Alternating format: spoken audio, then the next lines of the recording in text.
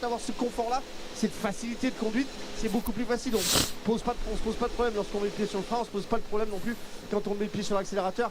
Et ça donne beaucoup de confiance dans la voiture.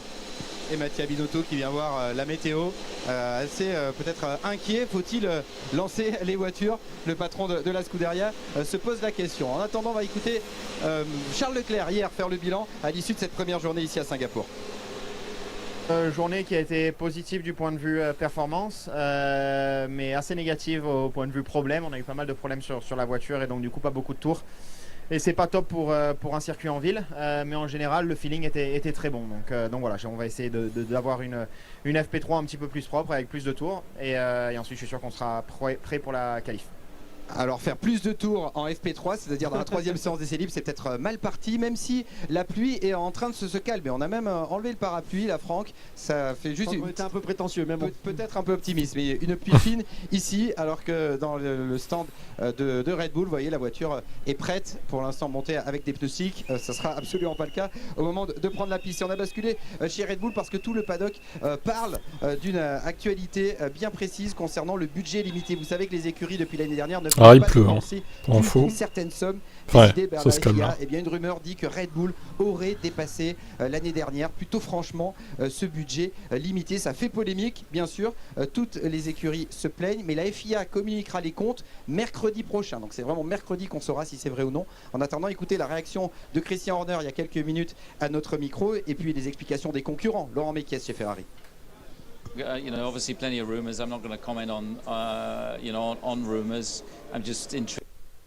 Ah putain, toujours que ça se ferme au bon moment, ça. Saleté.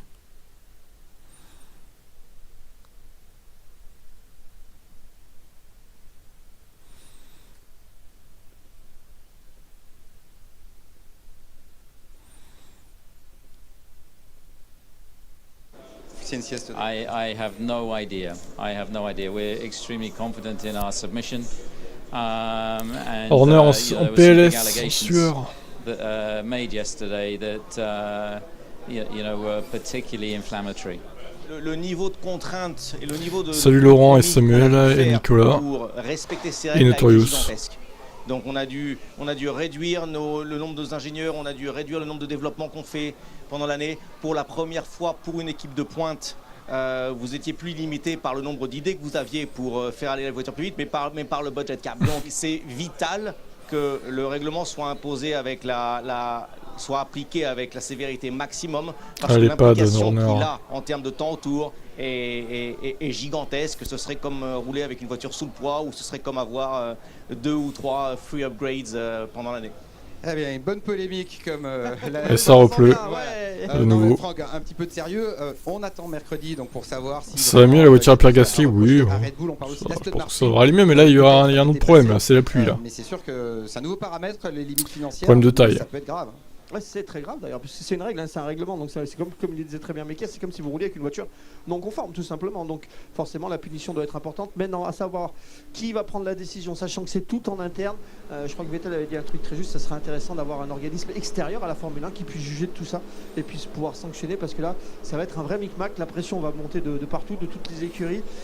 Qui va chercher l'intérêt de qui, en fait on saura plus mercredi, ça sert à rien de se prononcer avant. Allez, on rebascule alors sur la piste, sur la pluie. On a vu la voiture de sécurité en train de faire des tours de reconnaissance. Et on va revenir à la compétition avec Max Verstappen tout proche de décrocher oui, il faut les sanctionner. En comptant Singapour, il reste 6 courses au classement du championnat. Il a 116 points d'avance sur Leclerc, 125 sur Pérez. Vous allez voir également une animation là, qui va montrer les cas pour qu'il soit titré dès ce week-end.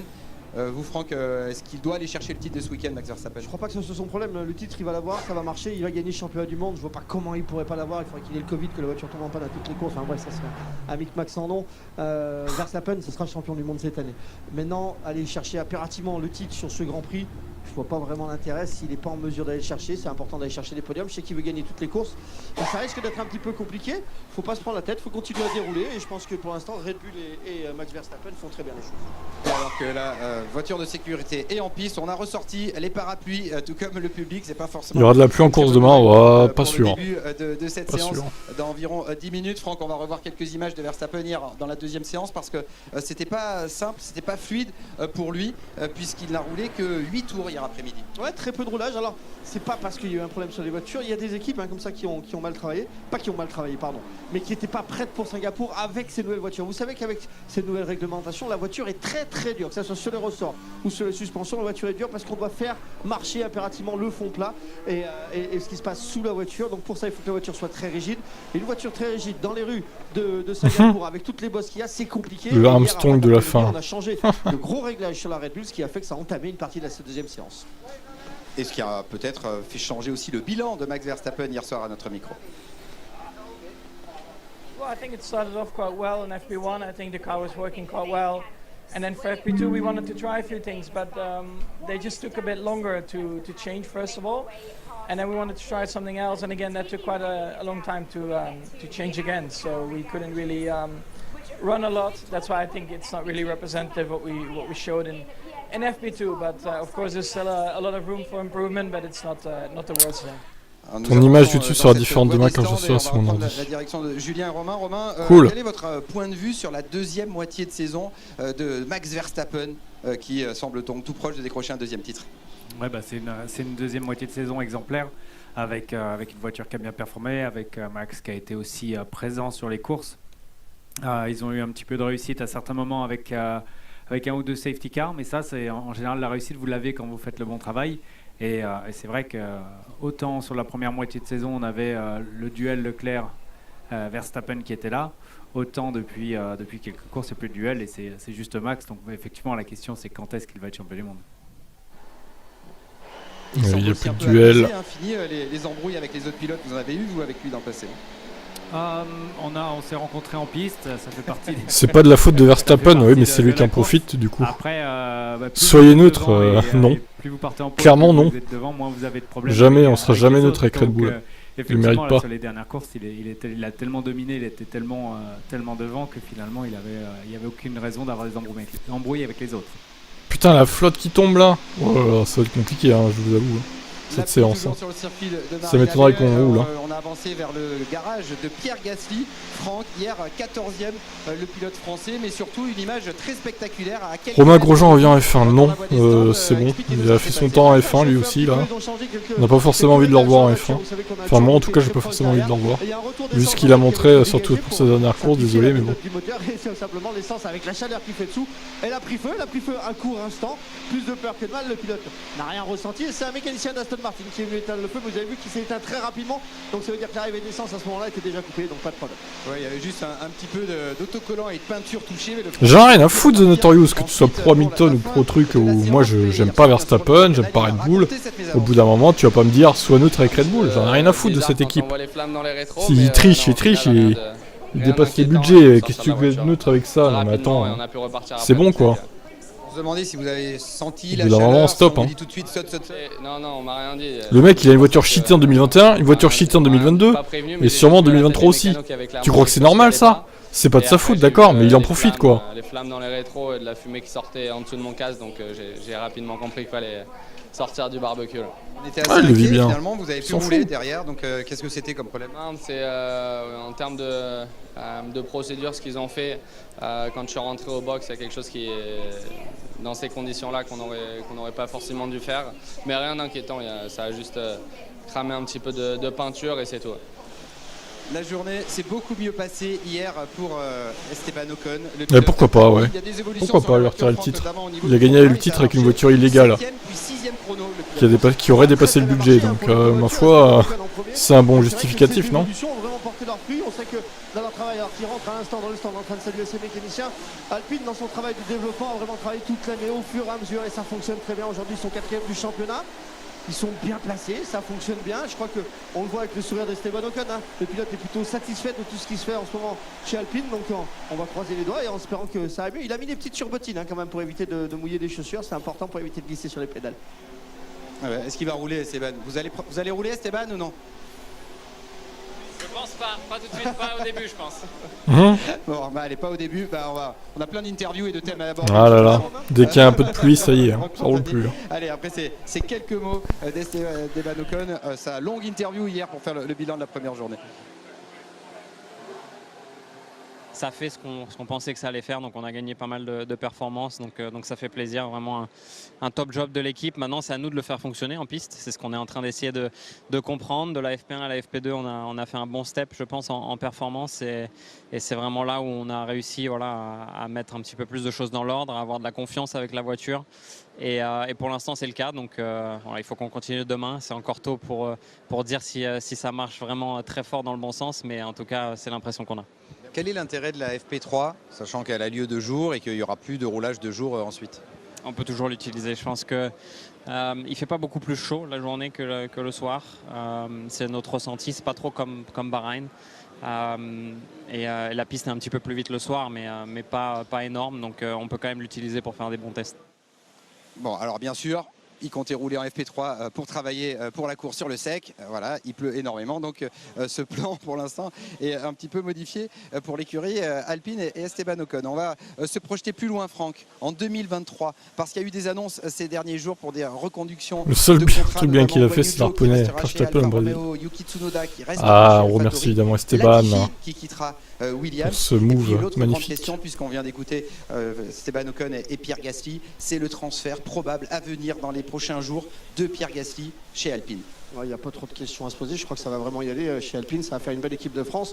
Je discutais hier avec Nick De Vries qui me disait qu'il allait il était infect l'année dernière. Verstappen, c'est clair. Mais médium pour Devin, pour savoir. Infection totale. On va se retrouver. Je suis très content de voir cette alliance qui va se dessiner avec l'équipe de France déjà, non avec Alpine, mais je pense que ça va juste génial. L'équipe de France. Ça sera une écurie effectivement complètement. L'équipe de France de Formule 1. La patrouille de France. Julien et Romain, quel est votre avis si ça devait se confirmer d'avoir deux Français? Pas toujours très copains, réunis. Oh, ça rebug, mais va te faire enculer. Je mettrai l'image quand ça commence. Le développement de l'écurie, avoir deux pilotes français. Je suis pas sûr que ça commence direct, je vous avoue que...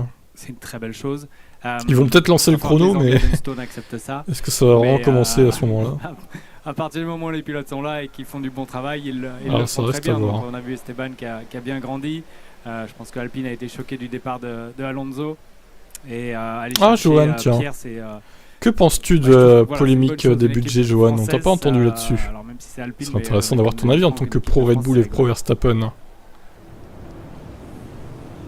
Alors oui, ça réduirait les chances de Jacques Villeneuve et de Julien Febvre d'aller chez Alpine. Vous avez sûrement suivi. Oh mince, on y croyait tellement. Dans l'Alpine de l'année dernière et vous retrouverez d'ailleurs l'essai de Jacques Villeneuve dimanche dans l'émission La Grille. Donc au volant. On y croyait tellement, pourtant, quelle déception. Avec Esteban Ocon. Donc la pluie continue. On est à 3 minutes du début de la séance. Du début théorique, ça nous laisse le temps d'évoquer Mercedes, Franck, qui arrive ici quasiment, alors pas dans le costume de favori, mais en tout cas capable de venir titiller Red Bull et Mercedes et Ferrari en se basant sur le fait qu'ils avaient fait la pole sur un circuit sinueux comme Budapest avec George Russell. Ouais, on sait que la Mercedes aime bien quand c'est des virages serrés. Elle est un peu moins à l'aise lorsque c'est des grandes courbes rapides. Et ça tombe bien, ici on a plus de virages serrés qu'autre chose. Alors regardez, on a Pierre Gasly qui est en train de se préparer, en tous les cas qui est en train de se préparer, qui va rentrer dans son stand à l'instant avec son physio qui va le suivre derrière. Au pas de course, s'il vous plaît, on est des sportifs. Et chez Mercedes, en fait, ouais, c'est bien parce que la voiture ici fonctionne bien normalement. Le problème, c'est qu'ils sont retrouvés avec énormément de rebonds, un petit peu la maladie de cette Mercedes, c'est qu'aujourd'hui Hamilton s'en plaint énormément. C'est très compliqué ici pour aller vite. Il faut impérativement du confort. Il faut que le pilote soit à l'aise dans la voiture, se sente facile. Et quand la voiture elle saute d'un bout à l'autre de la ligne droite, c'est un peu plus compliqué pour trouver ses repères. Ouais, le circuit a été en partie resurfacé, mais ça reste un circuit en ville, non permanent et donc très bosselé. Et effectivement, hier, George Russell et Lewis Hamilton se sont plaints à l'issue de la journée. Very, very bumpy out there. I think everybody's struggling to a degree. We've always known there's been a bit of a weak point with our car. Tyres are quite sensitive. I think it's going to be one of those that if we can absolutely nail it, there'll be a huge amount of lap time we can find come qualifying. And as we know, it's normally a qualifying race. Si, ça va quand même. Definitely probably a little bit dehydrated after that session, so feeling a little bit heavy. And it's very hot. Very hot. But it's the biggest problem is like it's not the physicality side of it. It's literally just you're bouncing so much that you just have a headache all the time. Alors, And this is a very bumpy c'est en track, so Singapour, hein, c'est pas en if you just Malaisie watch the déjà. onboards and see my helmet, Mais il pleut, oui, effectivement. you know, literally, I don't have any feelings anymore. I lost them like earlier on in the year. Il pleut. So, Je pense pas que la séance démarre à l'heure Donc prévue. Singapour sous la pluie, on a vu le départ en 2017 sous la pluie, mais une séance complète comme ça, ça va peut-être être spectaculaire. Franck, c'est avec plaisir que je vous dis d'aller dans la voie des stands. Tu peux y aller là? Oui, il faut y aller. Je suis pas certain quand même aujourd'hui. Si, il faut y aller. Et Julien et Romain, merci pour le parapluie. On compte sur vous, Julien et Romain, pour les commentaires de cette séance. Mettez-vous à l'abri. Effectivement, on va vivre d'ici quelques instants cette troisième et dernière séance d'essai libre avec une annonce de la FIA. Il n'y aura pas de retard à l'allumage pour ce qui est de la session. Les pilotes, eux, prendront leur décision d'aller en piste ou non avec leurs équipes, mais la séance va démarrer à l'heure. Oui, la décision elle est prise là. Par les pilotes en tout cas. Je crois qu'il n'y a personne qui va se dépêcher d'aller. On l'a vu avec Laurent et Franck, la pluie s'est arrêtée un petit peu et puis elle est repartie là, juste sur les 10 dernières minutes. Donc pour le moment il y a trop d'eau sur la piste de toute façon. Et les pilotes vont juste attendre. Moi qui aime pas les L3 en général, là, on va pas avoir une séance très disputée les gars. Putain la vache. Quel meuble on commence, Julien? Une petite étagère. Quel enfer quoi. Une petite étagère, effectivement. Les pilotes, effectivement, eux aussi ne vont pas meubler mais vont patienter. George Russell s'en est plutôt bien tiré hier, laissé apparaître en tout cas des bons temps sur les longs relais, puisque dans les top teams, c'est le seul quasiment à avoir pu faire un relais à peu près digne de ce nom. Ça n'a pas été possible pour Charles Leclerc, ça n'a pas été possible pour Max Verstappen. Le roi du barbecue, c'était vous jusqu'ici, mais là Pierre Gasly a essayé. C'était même pas un barbecue, c'était un marshmallow. C'était une allumette. Mais en tout cas, heureusement, sans conséquences importantes. Verstappen, lui, garde le sourire. Quelle situation agréable, évidemment. Ouais, c'est sûr. Tous les éléments, il devrait être obligé à rouler quoi. Dans la voiture. Ça devrait être dans le contrat quoi. Vous devez faire au moins quelques tours sous la pluie. Ça marche très très bien. Pour le spectateur. Comme on l'avait chez Mercedes sur les dernières années, Red Bull a réussi l'an dernier en gagnant le championnat et cette année en développant une voiture extrêmement performante et en battant Ferrari, un petit peu aidé par Ferrari aussi, qui s'est battue elle-même à certains moments. Ils se sont retrouvés en tête du championnat. Et puis quand vous vous retrouvez dans cette situation où tout va dans votre sens, il n'y a pas de raison de stresser. Vous êtes capable de prendre les choses un petit peu plus. Relax et c'est comme ça que ça fonctionne le mieux en général. Donc clairement du côté de chez Red Bull on est dans un siège à 116 points d'avance. Même peut-être s'il arrêtait maintenant il serait champion du monde. Ça pourrait, mais je pense qu'il va aller au bout de la saison. Oui, on lui souhaite.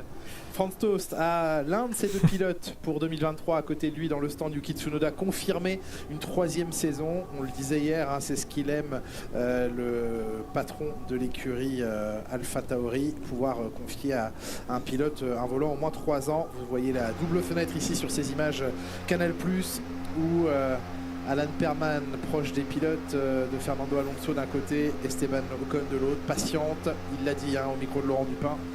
Esteban Ocon, on va pas y aller tout de suite. Non, il n'y a pas de stress, tout le monde est à temps. De toute façon, on l'a dit, on a vu le safety car rouler, il y avait tellement d'eau sur la piste pour le moment et il continue de pleuvoir fort. Donc, oui. On est parti pour. J'ai pas fait gaffe, JMB. Avec vous, Romain Grosjean. C'est pas moi, c'est la météo. Si vous avez je ne contrôle pas. Non, si vous avez des endroits arrosés, des champs, appelez Romain Grosjean, vous le mettez au milieu du champ et normalement ça arrose vos cultures en 5 minutes. Regardez, voilà. Magnifique, merci. Mettez-vous sous le projecteur. Il y en a 1700 autour de ce circuit, des projecteurs de 2000 watts chacun. Putain, la conso d'électricité du circuit par des générateurs qui assureront, quoi qu'il arrive, un maintien de la lumière. Et voilà, on passe doucement en mode nuit, bien aidé par le ciel extrêmement nuageux. Quel souvenir vous gardez de ce circuit et quel ressenti, ou en tout cas quel feeling de ce circuit vous gardez? Alors là, tout de suite, j'étais en train d'imaginer Jacouille, la fripo, il allait jouer jour-nuit avec les générateurs autour de la piste. Pardon. C'est un circuit, comme je le dis, assez rapide pour un circuit en ville, même très rapide pour un circuit en ville, qui est pas facile. qui est bosselé. Bien évidemment, vous êtes à Singapour, il fait chaud et humide. C'est le plus dur physiquement de la saison. En termes de chaleur, oui, pas en termes physiques, musculairement parlant, ouais. Parce que ça reste des courbes qui sont moins rapides que Suzuka par exemple. Mais en termes de demande, concentration, perte d'eau, c'est vrai que là c'est à part. C'est celui qui sort de la saison. On a vu certains pilotes s'entraîner dans des saunas, des choses comme ça. Honnêtement, je ne sais pas trop à quoi ça sert, parce que la chaleur, j'ai l'impression, soit on y résiste plutôt bien, soit on y résiste pas bien. Mais c'est vrai que c'était un peu étonnant. Après, voilà, chacun trouve la meilleure méthode pour arriver à Singapour. Franck Montagny, je sais que vous vous êtes préparé en faisant du vélo d'appartement dans un sauna et vous êtes tout proche de Pierre Gasly. D'ailleurs, vous tirez à côté de moi, non? Oui, pas loin. Et Pierre Gasly qui était là, qui a discuté il y a 2 minutes avec nous, les gens qui se sentir un petit peu. Tout est tendu, hein, Pierre Gasly. Alors Pierre Gasly, il me dit, écoute, moi je sais même pas quelle heure il est là. Je sais que je me lève à 15h tous les jours, donc c'est plutôt cool. Là, il va pleuvoir jusqu'à 19h. Ensuite, on va voir si la piste elle va s'améliorer ou pas. Ce qui est sûr, c'est qu'il va sortir. Il va faire un petit outil, voir si ça peut rouler un petit peu, mais il ne prendra aucun risque pendant cette séance parce que la qualification est bien sûr primordiale ici. Et vous parliez de Jacouille, et bien il est là, notre Jacouille, la fripouille, Jacques Villeneuve, dans le paddock de Singapour. On lui a offert son week-end, il reviendra à nos côtés à partir de Suzuka et vous découvrirez bien sûr, on vous en parle au début de ce week-end, mais le test effectué par Jacques Villeneuve il y a quelques jours, c'était à Monza. Il s'est installé dans l'Alpine A521, l'Alpine victorieuse l'an dernier en Hongrie aux mains d'Esteban Ocon. Et bien il a testé cette monoplace et vous découvrirez cette expérience incroyable et surtout le niveau de performance de Jacques Villeneuve. On a un extrait, on vous le montre, l'extrait de ce documentaire, Jack is Back. C'est tout beau là, Alpine en bleu. Combien de temps que t'as pas roulé une 2006 2006, belle saison 2006 d'ailleurs, Jacques. On regardera ça sur Twitch dès que possible, évidemment. C'est bien, genre 15 ans, il y a de nouveau. Il se fait atomiser par son équipier. Le simu, j'en ai jamais essayé, donc peut-être que je vais trouver ça génial. Je vais dire, quelle invention fantastique. C'est un énorme outil de travail et ça permet il y a un petit bouton escape, de ne pas se faire mal, donc de tester des choses quand même, c'est pas mal. C'est foutu dans le gravier. L'évolution par rapport aux années 2000, 2006, ma dernière saison, ça va vite, ça va vraiment très très vite, c'est surprenant, c'est un choc. Par rapport à ce qu'on avait vu à l'époque, le step est énorme. Jack is back à découvrir dans la grille, ce sera demain. C'est surtout que tu as moins de réflexes aussi, Jacques, il faut quand même le reconnaître. 12h50 avec donc ce retour aux affaires. Et on n'attend plus que vous, Romain Grosjean. Là. Je vous rappelle que vous avez un cadeau au pied du sapin depuis un petit moment, qui est un test dans une Mercedes. On va le faire ou pas ce test? On aimerait bien essayer, mais c'est pas facile pour la simple et bonne raison que le test rentrerait dans le budget de cap de Mercedes. Aïe. C'est compliqué. Oui, du coup, je peux pas être égoïste en les appelant. Hey, les gars, j'ai un cadeau qui m'attend. Oui. Je pense que c'est. Il va jamais le faire en fait, son test, j'en étais sûr de toute façon. Ils ont utilisé toutes leurs ressources. Donc c'est vrai que j'en étais sûr que ça allait pas se faire. Après aujourd'hui, je fais de l'IndyCar, je suis très heureux aux États-Unis. Donc c'est pas comme si Bahreïn 2020 avait été ma dernière phase d'une voiture de course. Donc c'est vrai que si un jour on a l'occasion de le faire, super. Mais je comprends aussi qu'il y a des contraintes qui sont extérieures. Ça va et toi ? Doit faire avec. On en parle beaucoup d'ailleurs de ces contraintes budgétaires alors que la voiture de sécurité, comme à son habitude dans ce genre de circonstances, va retourner faire un petit tour de piste. Non, ce qui est étonnant, c'est que la voiture de sécurité s'apprête à sortir alors que le chrono tourne. Une fois que la séance est commencée, normalement, on ne laisse pas, c'est la première fois que je vois une voiture de sécurité prendre la piste alors que le chrono tourne en essai libre. Non mais ils font n'importe quoi. C'est étonnant. Et la pit lane à 18h a été refermée. Oui, on a refermé la voie des stands. C'est pas une molette, faut lui demander. On est quasiment sous régime de drapeau rouge. Oui, on a lancé la session et on l'a ensuite tout de suite arrêté. Ouais, la piste n'est pas accessible aux pilotes, ça j'avais manqué la petite info, mais effectivement, la voie des stands n'a pas été ouverte tout simplement. Parce que vous étiez en train d'ouvrir le manuel pour les C'est ça, regardez ce qu'elle dégage déjà en quantité. Oh là là, c'est pas prêt de rouler. Voiture de sécurité, alors qu'elle est quand même plus haute qu'une Formule 1. C'est pas prêt de rouler, les gars. C'est impraticable, Romain. Ouais, il faut une version bateau. Non, là c'est impraticable. Ah ouais, non, c'est chaud là. Putain, et ça se trouve, on va pas avoir de course, quoi. Enfin bon, c'est que les essais, ça va, y a pas de panique à avoir, mais j'espère que ça va sécher même pour les qualifs cet après-midi, quoi. Donc s'il s'arrête de pleuvoir, normalement l'évaporation va être assez présente et la piste devrait sécher. On sait que les pilotes n'aiment pas utiliser leurs pneus extrêmes parce qu'ils en ont très peu. On a donné un train de Felipe Massa dans le stand Ferrari à utiliser. Donc peut-être qu'on va voir certains pilotes faire quelques tours, surtout s'il y a un risque en qualification de pluie, voire en course. Felipe Massa qui avait noyé ses espoirs de titres mondiaux ici à Singapour lors du Hülkenberg dans le garage Aston Martin. Nico Hülkenberg vêtu Aston Martin, vert Aston Martin, enfilera-t-il la tenue As l'an prochain de titulaire? Il est sur la liste de Günther Steiner. Est-ce que vous feriez de lui un bon candidat au baquet que Mick Schumacher tente de conserver chez As mais qu'il n'est absolument pas certain d'avoir en 2023?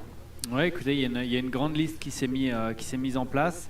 C'est un peu surprenant parce que je pense pas que Mick fait du si mauvais travail. Après, je crois qu'avec Günther, ça se passe pas très très bien. Oui. Peut-être peut-être que le clan Schumacher a expliqué à Günther qu'il y avait aussi peut-être du travail à faire au niveau de l'équipe et pas que au niveau des pilotes.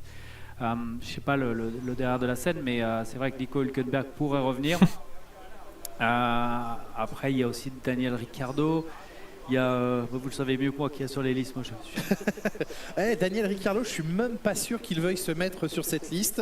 Ce que l'on vous a confirmé, Ricciardo chez As. Daniel Ricciardo est en discussion avec Mercedes pour un rôle de 3e pilote l'an prochain. Günther Steiner laisse entendre plusieurs fois dans des interviews que Daniel Ricciardo ne lui a pas exprimé formellement son désir de rejoindre l'écurie américaine. Ça veut peut-être tout simplement dire qu'il ne souhaite pas aller piloter dans cette écurie, mais effectivement sur la liste on pouvait à un certain moment retrouver Nick De Vries. Il pilotera chez AlphaTauri même si ça n'est pas officiel à l'heure où on vous parle, mais on est en mesure de vous le confirmer.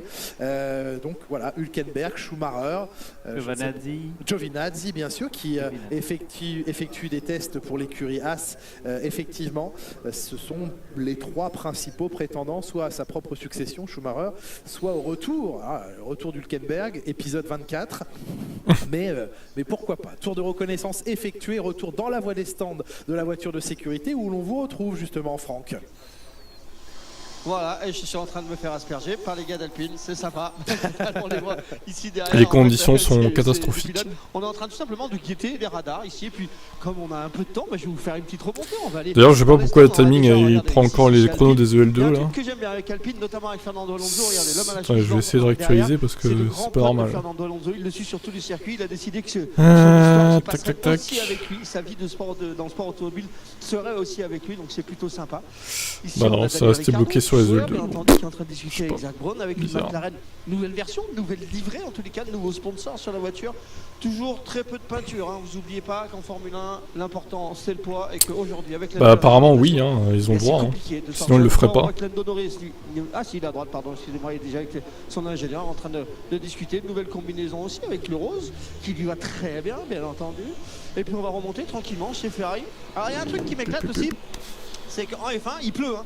Il pleut toujours.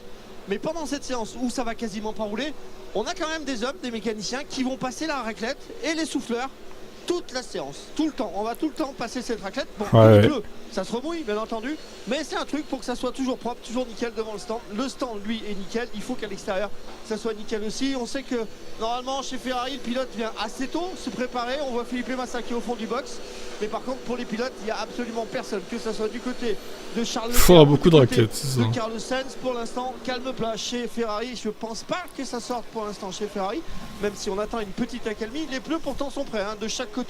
Ils sont sous les couvertures chauffantes. On attend tout simplement que la piste s'améliore. Vous l'avez vu, hein, sur la télé avec le safety car, c'est quasiment impossible de rouler. Les pneus qu'on voudrait utiliser, ils sont là, c'est les intermédiaires.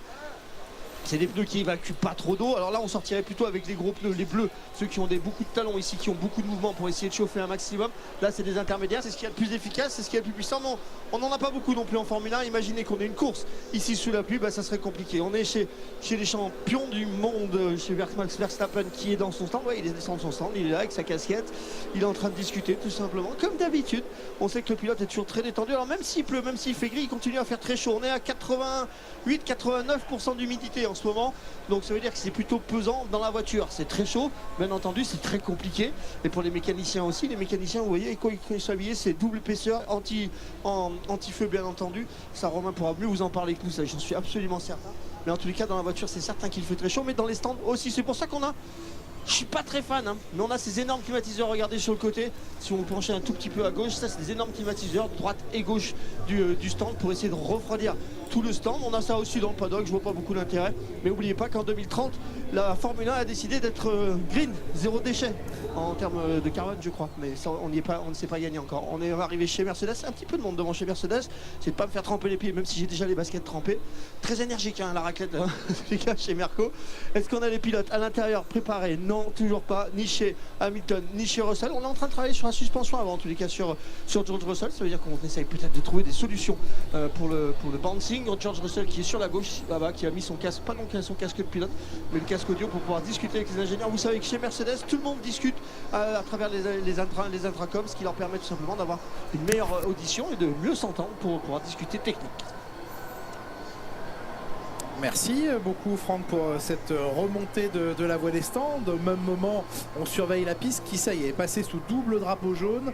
Alors d'abord, on a eu des doubles drapeaux jaunes virage après virage et maintenant c'est toute la piste sous drapeau jaune et la voie des stands n'est pas ouverte. Donc même si un pilote avait une envie particulière d'aller prendre des risques maintenant, il n'aurait pas le droit. La voie des stands est fermée. Le chrono, lui, continue de tourner puisque pour des considérations de timing à respecter sur la journée ou la soirée, en l'occurrence à Singapour, on lance le chrono pour ne pas prendre de retard dans le programme du circuit.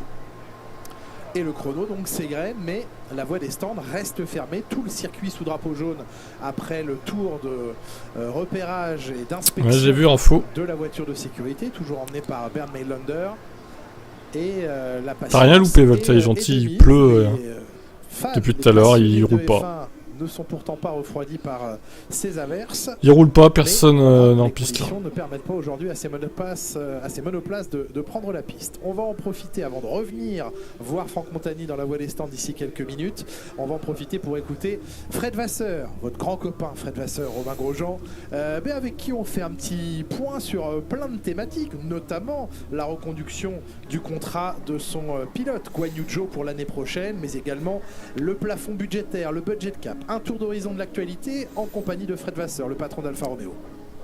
Vous avez reconduit Guan Yu Zhou pour l'année prochaine. Quelles sont les raisons de cette reconduction? Je pense qu'il a fait une très très bonne saison, bien meilleure que ce que les commentaires en disaient en début d'année, qu'il a marqué des points d'entrée, qu'il a fait... on a eu quelques petits soucis de fiabilité avec lui, mais il a fait vraiment une bonne année. Et à côté de ça, je pense que c'est un vrai team player, qu'il a eu une super collaboration avec Valtteri. Il est toujours très positif avec le team, il essaye de participer au développement, il paie vraiment de sa personne et je suis hyper content du job qu'il a fait en dehors de la voiture. Le paddock parle beaucoup d'éventuelles infractions concernant le budget limité. Quel est votre point de vue si ça devait s'avérer Oui, déjà, je pense qu'il faut qu'on attende mercredi la publication des résultats par la FIA de toutes ces investigations. Maintenant, c'est sûr que s'il venait à y avoir infringement, il faut voir un peu quel est le niveau de l'infraction. Ça sera un coup porté dans le dos du COSCAP qui pour moi a été la meilleure des réglementations des 30 dernières années en F1. Après, il ne faut pas perdre de vue. On t'a toujours pas entendu sur la polémique, Joanne. Tu esquives la question depuis tout à l'heure. 9 mm de front flap deflection, où Mercedes a probablement perdu le titre à Sao Paulo l'année dernière pour 1 mm de DRS. C'est ça. En comparaison, notre budget de développement sur l'année, c'est 2,5 millions. Donc si quelqu'un dépasse ça, il fait le double de développement de ce qu'on fait dans l'année. Donc je pense qu'il faut qu'on soit très strict avec ça. Mais dernière question, dans le règlement, est-ce que les sanctions sont prévues ou c'est quelque chose d'assez flou? Oui, forcément, il y a des sanctions de prévues. Maintenant, ça doit être ouvert à la discussion. La polémique depuis quelques jours, Johan, c'est Red Bull qui dépasse le budget cap depuis 2021. Il y a voir qu'est-ce qui s'est passé. Encore une fois, j'ai aucun élément et ce ne sera pas à moi de juger et je ne veux pas m'en mêler. Mais je pense ils n'arrêtent pas d'en parler quand même. Une fraction, c'est bien. Faut suivre. Voilà le tour de l'actualité en compagnie de Frédéric Vasseur, qui ne mâche jamais ses mots. Mais évidemment, le paddock. Il y a de fortes présomptions. Depuis jeudi. Ça sera sûr lundi ou mercredi. À des dépassements de plafond budgétaire. Mais s'ils en parlent, c'est qu'il y a quand même des énormes doutes. Il y a Aston Martin aussi dans le lot d'ailleurs. En piste Oui, Voyons. parce que c'est difficile de vous pénaliser parce que vous trichez sur une saison complète. Ensuite, 12 mois plus tard, imaginons qu'il y a tricherie. 12 mois plus tard, qu'est-ce que vous faites sur ce qui s'est passé? Vous finissez une course, vous êtes trop léger, la voiture est déclassée, vous êtes déclassé tout de suite. Maintenant, comment vous faites? Et oui, tu as une vie, Johan. Oh là là, tu es très occupé. Mettre une pénalité en place. Un anniversaire pour Pierre Gasly, 5 ans jour pour jour qu'il faisait ses débuts au Grand Prix de Malaisie. C'était en 2017 au volant de la Toro Rosso. On attend évidemment la confirmation pour Pierre Gasly de son transfert d'AlphaTauri à Alpine. Il reste encore quelques détails à mettre en place, mais on va dire qu'on est raisonnablement confiant d'apprendre dans peu de temps la titularisation de Pierre Gasly chez Alpine. Pierre Gasly.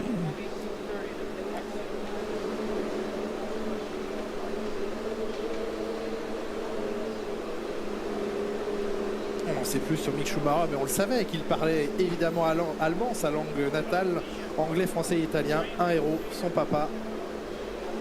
Mais comme le disait Jean-Louis Moncet hier, il ne connaît pas le même parcours, la même ascension météorique que son père, que son illustre père. Le retour de Kevin Magnussen lui a aussi fait du mal, il faut bien le reconnaître. À Mick Schumacher, ça n'a pas été simple. La comparaison était plus flatteuse pour lui face à Nikita Mazepin. Oui, mais ça, on savait que face à Mazepin, il serait bien meilleur. Mais effectivement, quand Kevin est revenu... Putain, c'est dingue, hein. À chaque fois que Grosjean arrive, il y a une couille avec le climat, quoi, la météo. Quand il y a un changement de réglementation, il porte la poisse, ce mec, en fait. C'est là que ça marche. Après il porte la poisse, faut vraiment plus le ramener. Recule. Et Kevin a tout de suite été très bon avec une 5e place à son retour à Bahreïn. Et forcément, pour Mick, derrière, il a essayé de rattraper ce retard qu'il avait pris. Il a fait des erreurs au moment où la voiture était bonne. Et puis là, sur les dernières courses, il n'a pas été mauvais. Il a un rythme de pluie, qui est comme celui de Kevin. Des fois, il est un petit peu devant, des fois, il est un petit peu derrière. Mais en termes comptables, le mal a été fait. Donc voilà, et puis je crois surtout que ça se passe pas super bien. Je préfère facile, je préfère largement Moncey. Komatsu qui a été longtemps largement, il n'y a même pas photo, quoi. Qui est aujourd'hui le responsable des ingénieurs de l'écurie As, confiait à Miami, il n'y a pas eu de problème avec le climat, mais bon. Que notamment, au moment ça fait plusieurs fois quand même avec Spa, là. De grosses tensions et un comportement, des mots qui, de la part de Mick Schumacher, ont été mal vécus, mal perçus par Gunther Steiner, par le top management de l'écurie. Ça a peut-être à ce moment-là marqué une certaine cassure. On attend, et on ne le sait toujours pas, mais l'éventuel arrêt de la collaboration, appelons-la comme ça, entre Mick Schumacher et Ferrari, en tout cas la Ferrari Drivers Academy. Même s'il ramène de l'eau à chaque fois. Il y a pas mal de choses aujourd'hui qui ne sont pas simples autour de Mick Schumacher, mais attendons, on sait que ça peut aller très vite dans un sens comme dans l'autre en Formule 1. Et chez As, en tout cas, Franck Montagny, on est en train de se préparer à prendre la piste. Mais bien sûr que ça va rouler, ça va sortir. Regardez, il est là, Kevin Magnussen en train de monter dans sa voiture d'un côté du stand. Ce qui veut dire logiquement on va rouler. Je vois pas pourquoi on s'installerait dans une voiture alors qu'on a tout le confort à l'extérieur, même si on y est très bien dans une voiture. Bah, il serait temps au bout d'une demi-heure. Ils sont moulés au laser sur votre dos pour faire la sieste. Franchement, je connais peu de meilleurs endroits. Mais je pense que ça va sortir. De l'autre côté, si on bascule du côté de Mick Schumacher, c'est pareil. On est en train de se préparer. Le jeune Allemand, comme vous l'avez dit, est en train de mettre ses écouteurs après avoir discuté longuement et rigolé avec ses mécaniciens. Il va pouvoir monter dans sa voiture et se préparer potentiellement à aller faire un in-out. Ça veut dire on va reconnaître le circuit, on va vérifier que tout ce qui a été mis sur la voiture, toutes les connectiques, tout ce qui est électronique, absolument tout soit en place et que ça réponde parfaitement à ce que veulent les ingénieurs. Pas casser la voiture, revenir, donner des informations par rapport à la piste et puis peut-être on se ressortir après. Et la FIA qui estime, merci Franck, pouvoir ouvrir la voie des stands, donc laisser les pilotes prendre la piste d'ici un peu moins de 7 minutes maintenant. À 18h30 heure de Singapour, la pit lane devrait pouvoir être ouverte. Peter Bonington, alias Bono, va pouvoir prévenir son pilote dans quelques instants qu'il peut s'installer, prendre place dans sa monoplace et aller en piste, même si pour l'instant pas de Lewis Hamilton en vue dans le garage. Il fait sa sieste, Lewis. Salut David.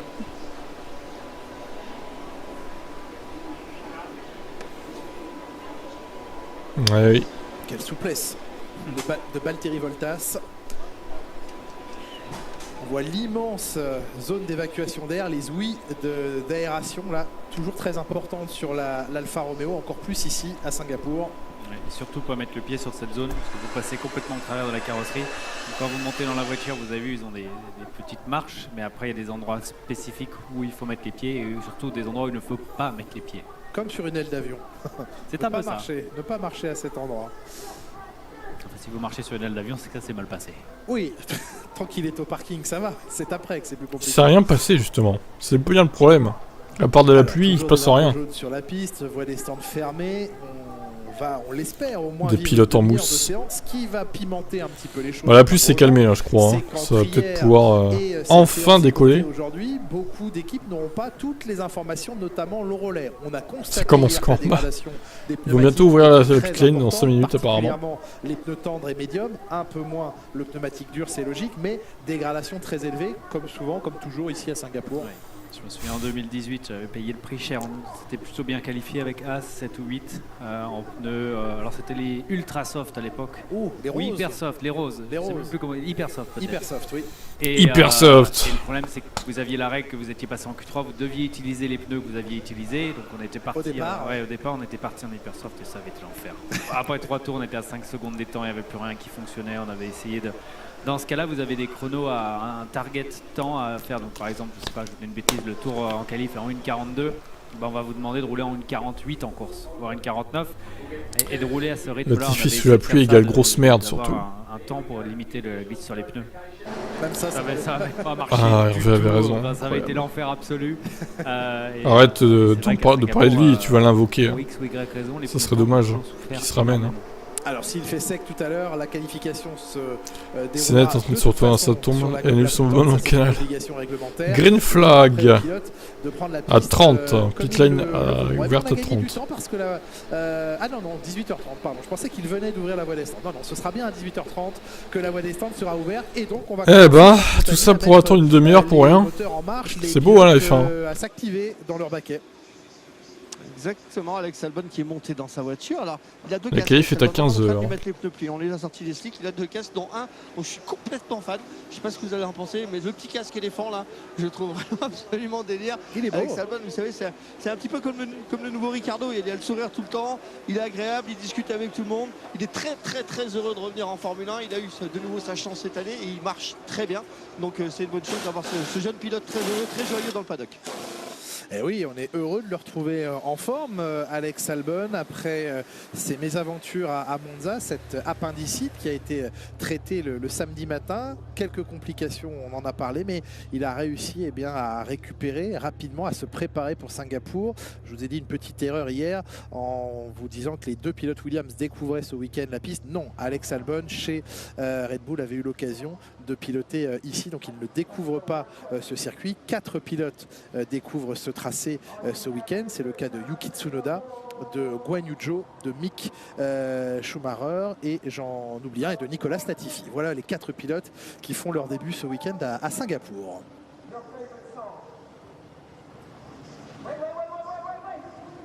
Comment est-ce qu'on arrive à prendre du plaisir sur ce circuit quand la voiture est confortable ou quand elle est pointue et performante? Excellente question. Merci. Excellente question. Non, vous prenez du... En fait, vous êtes compétiteur, donc vous prenez du plaisir à partir du moment où ça va vite et vous voyez votre nom en haut de la feuille des temps. Oui. À partir de ce moment-là, tout devient plus facile d'un coup.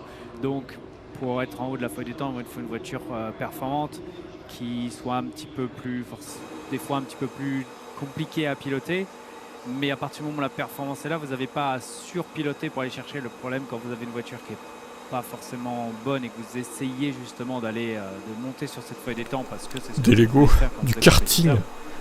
Je sais pas ce qu'il fera, peut-être qu'il y a une autre catégorie en GT ou je ne sais quoi. En général, beaucoup plus d'erreurs faites par les pilotes du milieu de peloton voire fin de peloton que les pilotes bah je maintiens que la Mercedes est un peu fébrile encore. Forcément, mais c'est pas catastrophique on va dire. Juste qu'ils ont moins, ils peuvent rester beaucoup plus. S'ils peuvent régler leurs soucis, peut-être qu'ils peuvent jouer quelque chose, mais bon.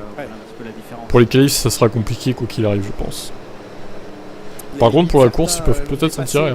Hier, on le voyait en début de retransmission tout à l'heure, sans conséquences majeures, si ce n'est une rupture de la roue arrière gauche pour Lance Stroll hier, casse de l'axe de direction. Ah ouais. De freinage pour, ce genre de déclat, par contre, la tour, c'est con de faire ça, je trouve, parce que tu balances comme ça qu'Hamilton va gagner. Et t'as aucune certitude en fait. Faut pas faire ça, que ce soit Hamilton ou un autre, quoi.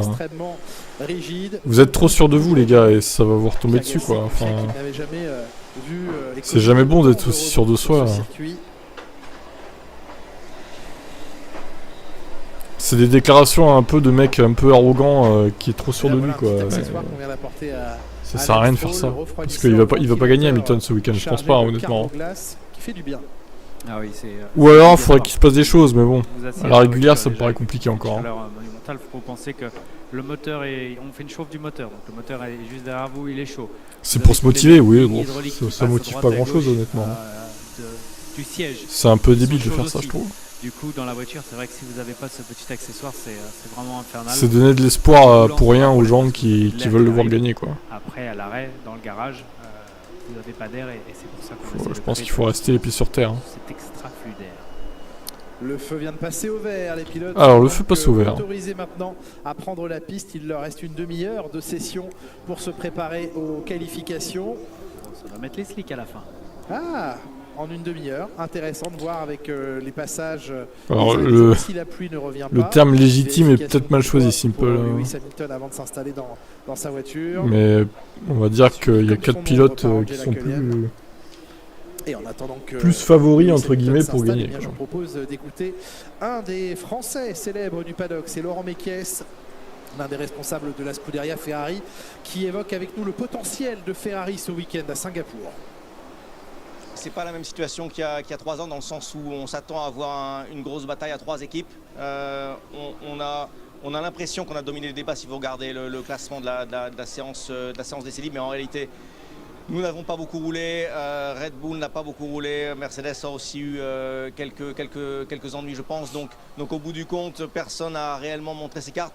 Nous, on pense que ce sera encore très serré entre ces 3 équipes-là. Donc c'est encore le tout début du week-end. L'issue du championnat ne fait aucun doute. Est-ce que à Maranello, vous avez déjà commencé à analyser les raisons qui vous ont fait perdre le titre cette année et quelles sont les réponses? Oui, alors bien sûr, on n'attend pas la 17e course pour analyser ce qui se passe. Vous savez, l'analyse globale de la saison, c'est avant tout l'énorme pas en avant que nous avons fait par rapport à l'année dernière ou par rapport à il y a 2 ans. C'est cette fondation-là qui nous permet de comprendre quelles sont les prochaines étapes que nous devons faire pour aller chercher ce qu'on n'a pas réussi à avoir encore cette année. À quel point, Romain Grosjean, cette fin de saison est importante pour Ferrari, qu'il y ait titre ou non. Visiblement, ce sera 100. Mais à quel point cette fin de saison est importante pour la Scuderia? Je pense que, comme Laurent Mekies le disait, ils ont fait un pas en performance extrêmement important entre l'an dernier et cette année. C'est un petit peu normal puisqu'ils avaient arrêté le développement de 2021 très tôt pour se concentrer sur 2022. Après, je pense qu'il ne faut pas oublier de se concentrer sur les erreurs parce qu'il y en a eu beaucoup. La Mercedes est performante, oui et non. Honnêtement, elle n'est pas si performante que ça. L'acceptation de se dire qu'on a fait des erreurs et qu'il faut travailler. Elle serait 1 ou 2 dixièmes, ou voire même devant, ok, là, je te dirais, bon, on peut espérer. Mais c'est loin d'être le cas. Hein. Mais quand vous n'avez pas de roue prête aux arrêts au stand, c'est pas possible à ce niveau-là, c'est juste impossible. C'est Pierre Gasly qui ouvre le bal de cette séance avec ses zones et ses grands patchs. Après, si tu veux espérer, vas-y, hein, espère. Hein. L'espoir fait vivre. Hein. Tunnels, donc on raccroche les zones humides en sortant de ces petits tunnels. Maxi pluie, hein, évidemment, chaussée sur la voiture du Français. Et regardez les flaques d'eau, grosses flaques d'eau. Il y a tout pour se la coller, hein, Romain, là. Hein. Là, il y a vraiment tous les ingrédients. Vous savez, le pire sur les circuits en ville, c'est ça, c'est les lignes blanches. Les passages piétons, les choses comme ça, qui sur le sec ne sont absolument pas un problème. Alors là, on a essayé de mettre une peinture noire dessus, mais ça reste un peu de la peinture sur du tarmac et ça change complètement le grip. Et des fois, vous êtes en pleine ligne droite, vous pensez que vous avez fini le virage, vous êtes en ligne droite et vous passez sur une de ces lignes et la voiture décroche. Donc c'est vraiment ça, sur les circuits en ville, la partie tricky, piégeuse sur la pluie. C'est tous ces choses de la vie normale. Peut-être vous avez un arrêt de bus et le bus il a perdu un petit peu d'huile, mais ça, sur le sec c'est pas forcément un problème. Mais sous la pluie ça devient tout de suite un gros problème. C'est une place de livraison, je sais pas. Enfin des choses comme ça qui sont des facteurs complètement externes auxquels il faut faire attention.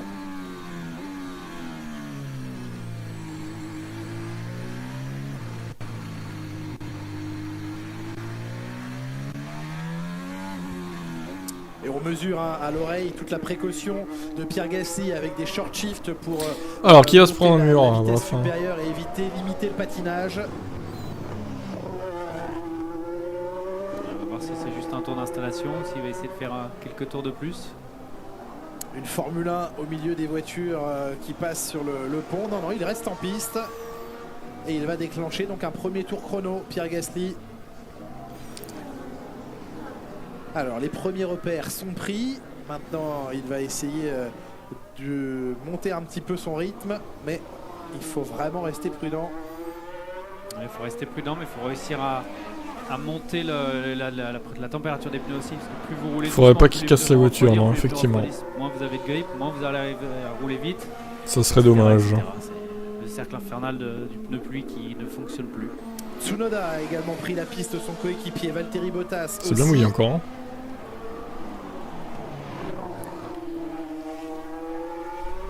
Ah bah ça tombe bien parce que ça va plus être le cas l'année prochaine normalement. Sur la ligne peinte dans le noir. Il va chez... Ah non, Gasly chez Alpine, tu trouves ça moche? J'ai mal lu. Pourquoi tu trouves ça moche? Blanche ou jaune ou noire au milieu de la piste. Tu préfères qu'il reste chez AlphaTauri toute sa carrière?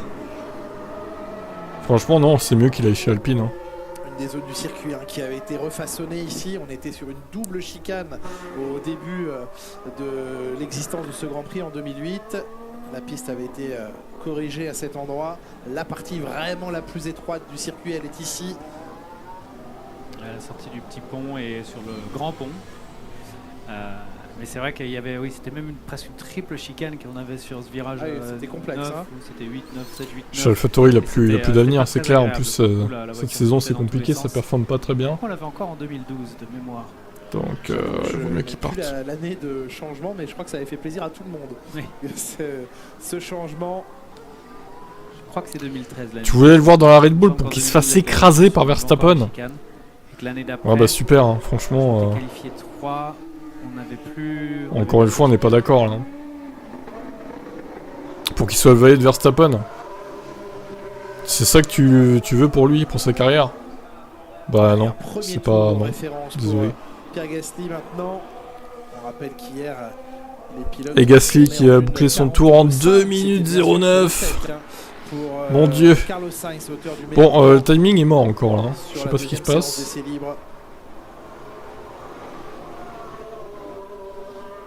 Pierre Gasly en 2 minutes 09. Le live timing est officiellement décédé, donc ça ne met pas à jour les chronos. C'est terrible. C'est terrible, c'est terrible. On voit toute la rigidité de ces monoplaces.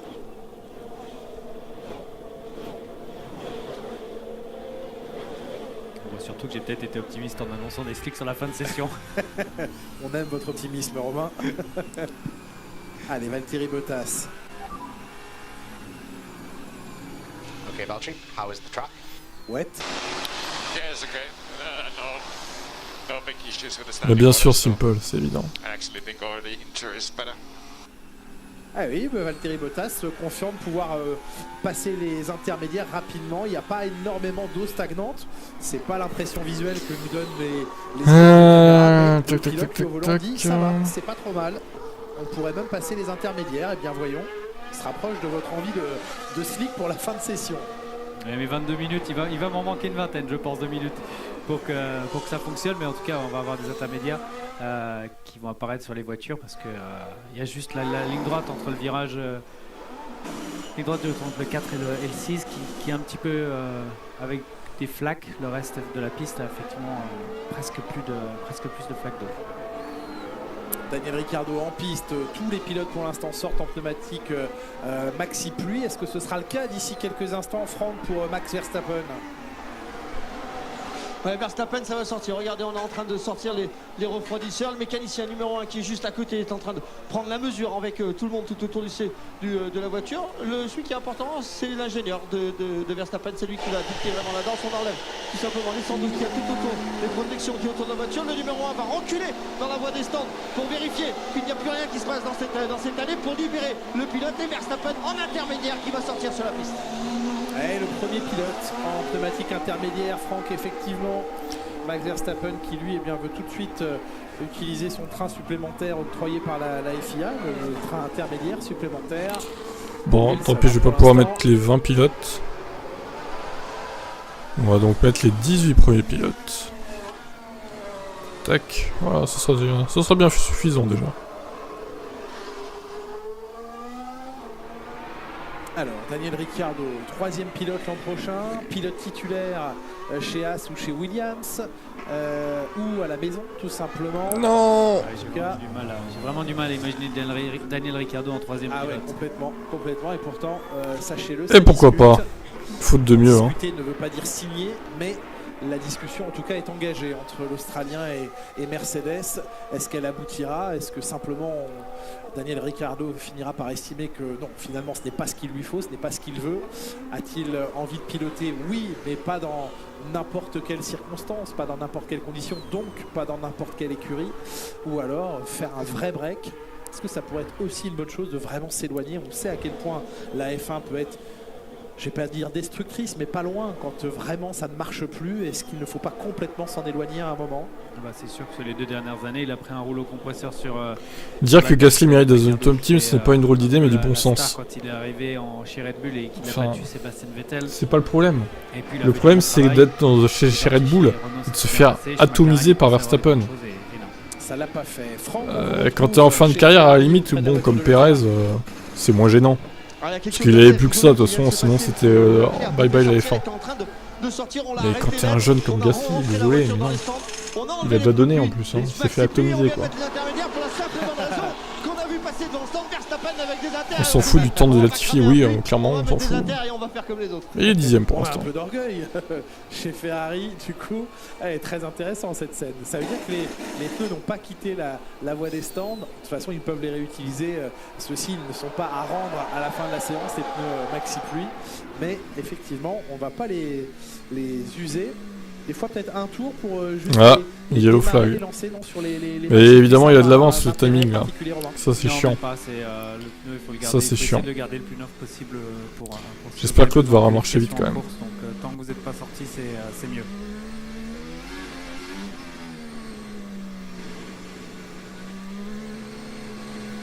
Je peux pas le recaler en plus celui-là.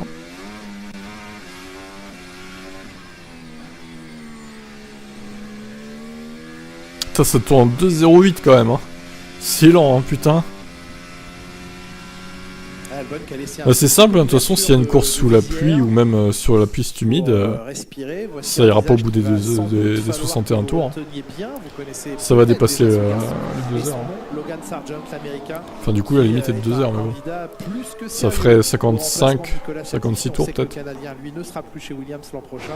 Son remplaçant, vous l'avez peut-être vu dans le garage Williams à l'instant. Et donc des intermédiaires pour Charles Leclerc et cette sortie des stands assez étroite. Je crois que pour Latifi, l'arrivée le week-end de Nick De Vries à Monza a pas fait du bien. Non, ça a entériné. Oui, c'était la goutte d'eau qui a fini le vase. Ou le dernier clou sur le cercueil. Mais clairement, là on a. Et sur notre étagère. Oui, aussi. Mais notre étagère finalement on l'a montée très bien. Et puis là, regardez, on peut profiter de la fin de séance. Ah, drapeau jaune, secteur 2. Qui est parti à la faute? Eh bien, c'est Nicolas Latifi. Ah bah oui. Marche arrière nécessaire. Tiens donc. Il l'a confirmé. Alors, Latifi. Évidemment, Nicolas Latifi a été loin du niveau de performance qu'on espérait chez Williams. Il a totalement assumé, reconnu et expliqué aussi que, bien sûr, ouais, après, je pense pas qu'ils pleuvent pour la course. Hein. Demain, ils ont l'air de dire que ça va s'arranger. Météo. Ce qui était inévitable. Franck, un mécanicien qui s'est fait mal chez McLaren. Que se passe-t-il? Bah bravo. Exactement, mais on a enchaîné en fait les changements de pneus. Alors d'abord avec Ricciardo parce qu'il était en pluie, on l'a rentré, on a posé des intermédiaires et tout de suite derrière avec Bah, Norris. bravo. Et là un mécanicien qui était pas tout à fait prêt et qui a pris le pétard en fait dans la jambe, le pistolet pardon dans la jambe. Ça a l'air d'aller Qu'est-ce qu'il raconte? et sur le moment ça va faire un petit peu mal quand même. Il reste un quart d'heure tout simplement, ça a commencé à midi donc il reste un quart d'heure. On revoit l'image. C'est le pistolet ou c'est la roue? J'ai du mal à comprendre ce qui lui est arrivé. Mais on sait que ce sont des machines très lourdes qui peuvent vous casser le poignet. Il y a tellement de pression dans ces pistolets pour atteindre le couple de serrage des écrous le plus vite possible que si vous ne les tenez pas fermement, ça peut vraiment blesser. Et Nicolas Latifi, oui, dont on revoit le petit... Ah, quelle grosse merde celui-là. Look at my steering wheel when I brake. My left hand goes to like 9 o'clock. Bon après il faut voir ce que ça donnait pour Alpine. I can't drive like this, guys. Avec Gasly, ça peut peut-être le faire. Nicolas Latifi. Ça jouera pas à la win mais bon. Qui pourrait être glacé. Ah oui. Si ça peut jouer le top 5 régulièrement déjà. C'est souvent le cas, c'est le risque sous la pluie sur des conditions de grip, d'adhérence très limite. Parce que vous freinez pas fort et donc les disques de carbone sont pas faits pour être utilisés à des bases. Dans le jargon en méca, le pistolet pneumatique on appelle ça un pétard. Et du coup, voilà, la voiture tient d'un côté au freinage. On a revu il y a quelques instants dans la voie des stands Charles Leclerc quittant son garage, guidé par un ingénieur McLaren sur la passerelle McLaren, lui disant c'est bon, ça passe. Mais il restait pas grand chose effectivement entre le muret et la pointe de l'aileron avant du monégasque. Et puis vous avez aucune idée d'où il est l'aileron avant. Ah oui, là, il est devant, mais où quelque part devant, effectivement. Vu les dimensions de ces voitures.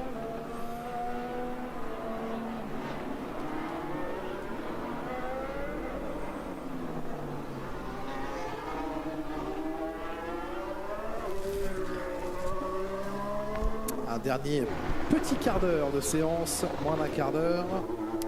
Pierre avait pris le meilleur temps, mais Max a mis tout le monde d'accord. Oui. Au moment où je veux vous montrer Julien, 3 secondes, d'accord, ok, bon. Merci d'être venu. 2 secondes 8, effectivement. Oui, 3 secondes, là on arrondit là. On arrondit à 3, effectivement. Au temps de Max Verstappen, fixé en 2.03.2.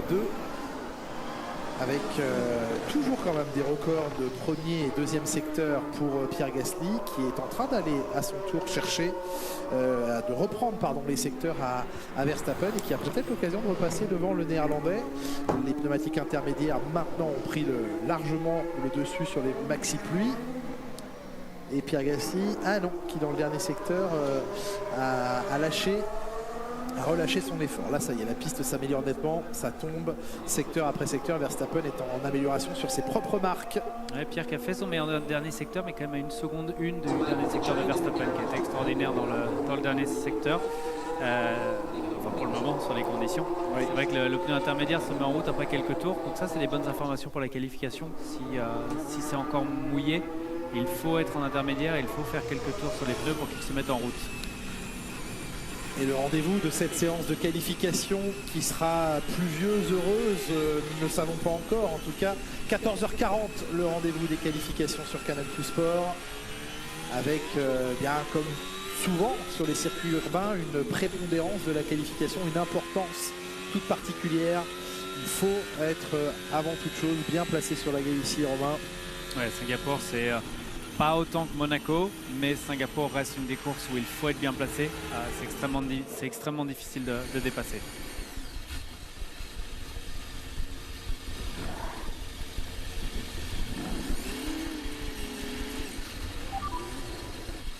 Stop the car, stop the car. Stop the car, stop the car, Mick, stop the car. Ils ont réagi vite. We're gonna come pull you back. Les mécaniciens. Problème sur une roue, probablement, qui n'a pas été fixée. Mieux ça maintenant qu'en course, c'est sûr. Alors, il y a eu en tout cas quelque chose, soit autour des pneus, en tout cas très vite, la réaction de ces ingénieurs lui demandant d'arrêter la voiture. Alors il y a une procédure mise en place pour ce genre de moment. Et on a entendu la première voix, ça n'a pas été la voix de Gary Gannon. Gary Gannon, c'est la deuxième voix qu'on a entendue, la deuxième stop de car, son ingénieur. Mais c'est une personne sur le muret des stands qui est en charge de cet appel-là et qui prend la radio. Normalement, dans la radio, on n'entend que des fois Toto Wolff pour les pilotes. C'est vrai. Mais sinon, normalement, c'est que l'ingénieur qui parle.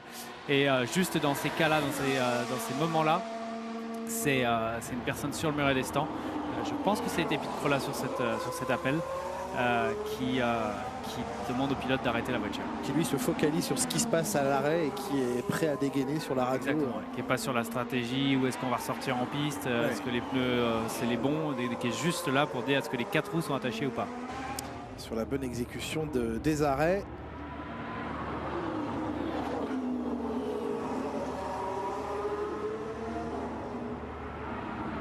Et donc on le disait, la séance de qualification à partir de 14h40 reste à savoir dans quelles conditions Hamilton refuse de rouler, il fait la grève. Cette séance, les pilotes qui sont en train d'accumuler de l'information, soit pour la qualification, c'est un peu dommage d'ailleurs.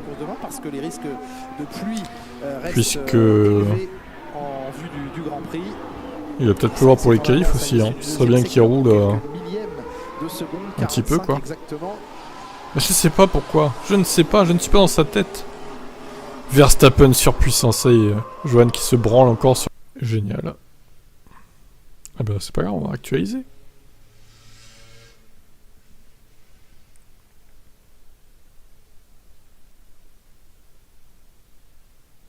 Leclerc surpuissant. 1 seconde devant Max. Voilà. Voilà. Et ça bug. Oh là là, quel enfer. Bah c'est pas grave, on va changer.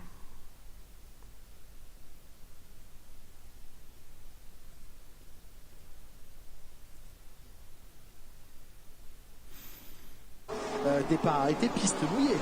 C'est certain. Et Max de nouveau surpuissant du coup. 1 seconde 5 devant Leclerc. Voilà, ça tombe les temps là. Où est la Vega missile de Gasly? Eh ben 5ème pour l'instant. Qui passait des maxi pluies aux intermédiaires. Qu'est-ce qui... À l'arrière droite, le mécano qui a fait signe, il a pas mis l'écrou jusqu'au bout. Tout de suite, il a fait signe. Super Max surpuissant, putain la vache. Et c'est à ce moment-là où le pit stop, le muret des stands, a vu et s'est rendu compte qu'il y a un problème. Super Max, super surpuissant.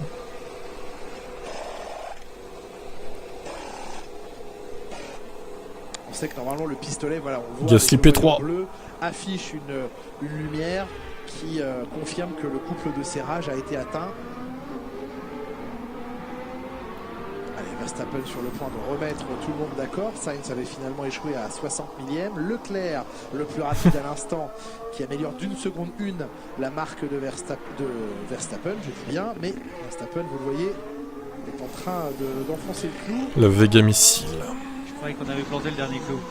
Ah, c'était chez quelqu'un d'autre. Ah d'accord. On reste dans la thématique bricolage sur cette dernière séance d'essai libre.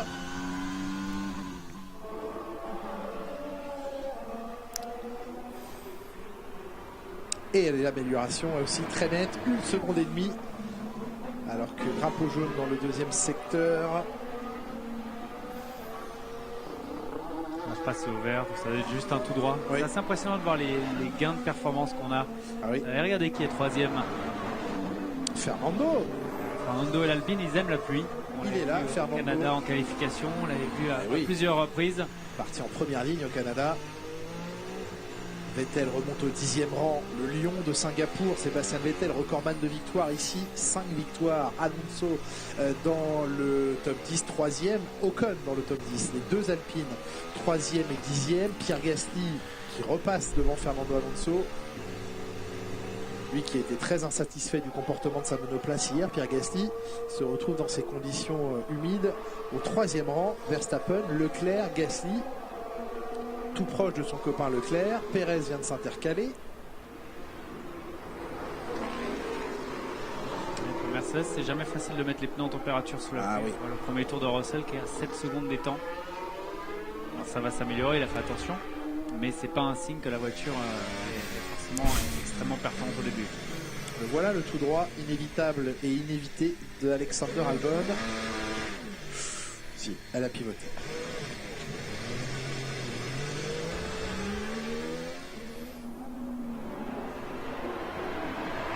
Ah déjà, on est en mode bagarre. Ah, la Ferrari, c'est la bagarre. Il est en encore gagné 2 secondes sur ce tour-là. Oui. Il y a Verstappen qui arrive à nouveau. Et oui, il était 1 seconde 5 derrière Verstappen, le voici une demi-seconde devant lui, ça fait 2 secondes au total, mais Verstappen va à nouveau reprendre le lead, sauf...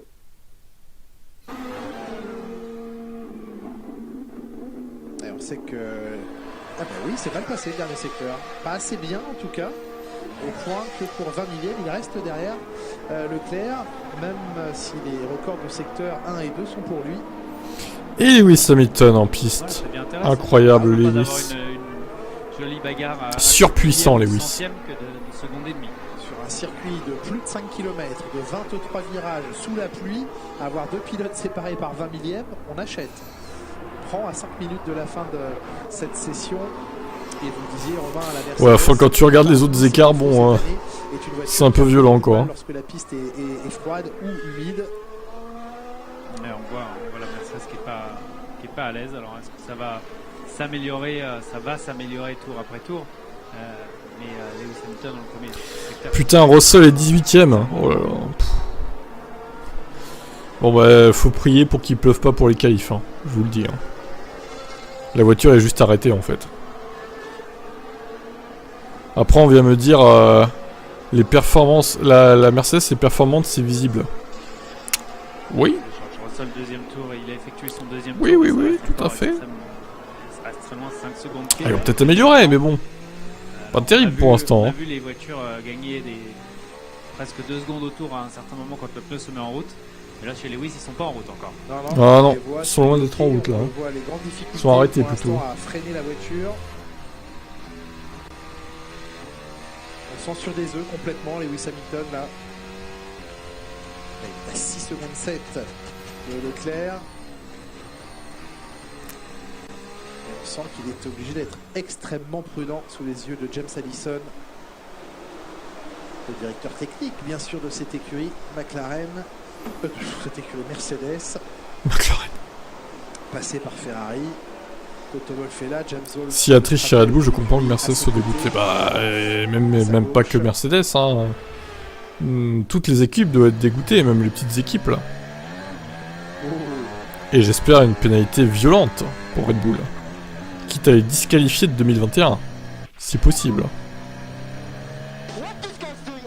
Oula, Tsunoda qui s'énerve. Ça fait longtemps qu'on l'a pas entendu râler à la radio. Bah, honnêtement, je crois qu'il est à fond, la Mercedes devant. Juste pas de grippe, elle a 7 secondes du temps, Yuki, désolé. Ah oui, Yuki, très énervé d'être retardé, freiné What par the une fuck Mercedes devant lui. Et faut qu'il vraiment qu'il se détende un peu, Yuki, quand même. Mais on sait que Yuki Tsunoda essaye de travailler sur son self-control. Et Lewis P6 à 3 secondes et demie du meilleur temps. Super surpuissant Lewis. Il prend vite des tours, comme on dit dans la radio. Alors, il y a une enquête des commissaires pour avoir relâché Mick Schumacher de manière dangereuse, même si l'équipe a immédiatement réagi. Peut-être que ce temps de réaction très rapide évitera à l'écurie une pénalité. Généralement, dans ces circonstances, la pénalité est financière et n'impacte pas le pilote directement.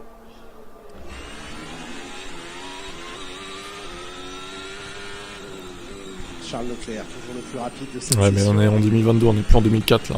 Là, vous mesurez visuellement. Et là, on parle d'un budget qui était dépassé, ce qui est plus grave pour moi. Entre Hamilton, qui quand même vient de remonter au 6e rang, c'est pas le même niveau d'engagement là. Bah, en même temps, Johan c'est un pro max, donc il se base sur le vocabulaire de sa famille préférée, les Verstappen du coup. On voit la Ferrari qui est capable de prendre des tours, d'en mettre des gaz, l'économie sa monture et ses pneus, peut-être. Et on voit la Mercedes à l'opposé quand on était en tout cas en board, là ça dû aller mieux sur les derniers tours, mais qui était complètement qui est quand même très loin toujours. Je sais pas, hein, tu sais, si ça retombe pour les qualifs, la pluie, ou juste avant, tu vois, que la piste est à peu près pareille, c'est important de rouler quand même avec cette météo là quoi. La fin de la séance entre Leclerc et Verstappen. Verstappen améliore son chrono en 58.3 mais reste derrière Leclerc. Leclerc venait de fixer une nouvelle référence en 57.7. Perez sur Sodergate d'ici fin de saison, tu parles. Il est joueur max à 1 minute 40 de la fin de la session. Tu vois, il a 1 seconde 2 de Verstappen, qu'est-ce que tu veux faire quoi. qui Il sera largué jusqu'à la fin, Pérez. Hein. temps à chauffer. Je vois pas pourquoi il y aurait un miracle d'un coup. Où le Là. pneu commence à fatiguer et ça va de moins en moins bien. Ouais, bien prendre en considération, mais ça les pilotes sont parfaitement habilités et capables de mesurer la dégradation de leurs pneus, de ne pas prendre de risques inutiles à 1 minute 10 de la fin de la session. Putain, j'ai eu l'impression que ces essais 3 ont duré 2 heures. Hein. Effectuer une procédure de départ. Mais non, ça fait qu'1h13 qu'on est en direct. C'était long, hein, putain. Il n'est pas rancunier de revenir ici. Parce que c'est quand même le lieu où il a... Ouais, alors que c'est toi la tour hein, qui disait ah, c'est peut-être un peu violent de les disqualifier. Bah là, finalement, t'es pour aussi. T'as changé ton fusil d'épaule, visiblement.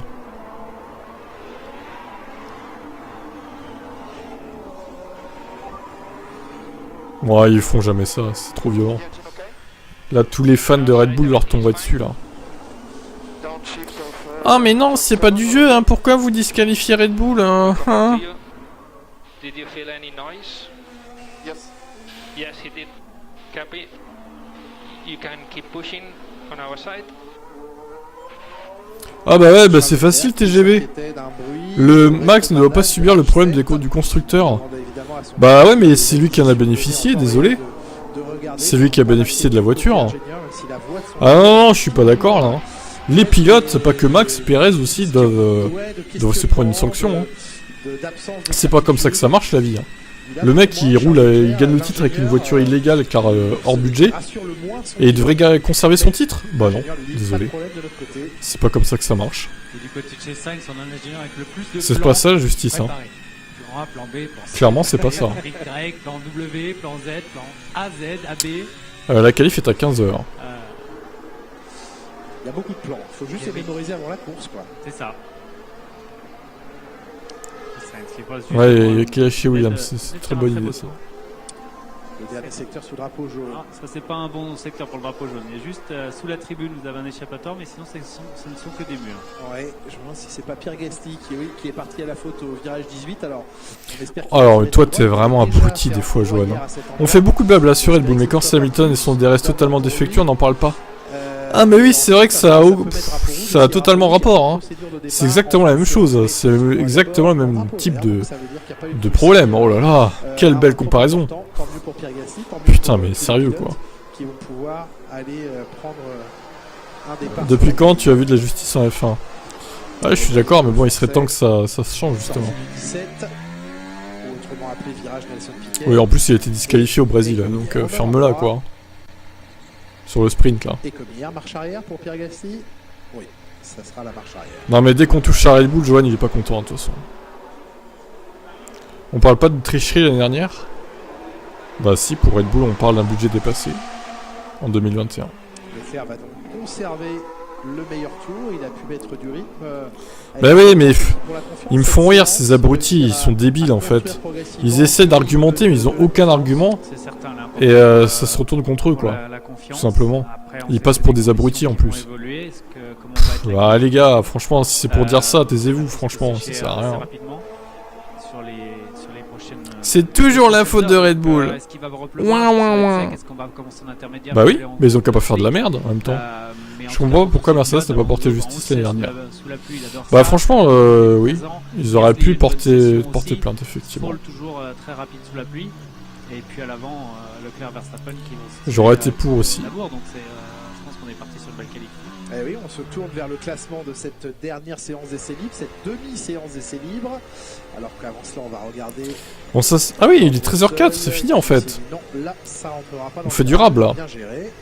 Joli demi-tour. Ouais, c'est un peu bizarre parce qu'on a l'impression qu'il a lâché les gaz dans la ligne droite, il a regardé dans son rétroviseur comme si. Et puis il a freiné. Human error. Ça n'a pas voulu y aller. Et là. Oh. Tsunoda qui nous fait un petit touchette sur le mur. Bon, allez. Le classement, on le disait, on l'observe avec. Du coup, fin des essais 3. Et on se retrouve tout à l'heure à 15h pour les qualifs. En espérant évidemment qu'on puisse rouler correctement. Même si là, bon, on a pu rouler sur la fin quand même, heureusement. Et on va laisser se plaindre les pros Red Bull hein, dans le chat. Et à tout à l'heure.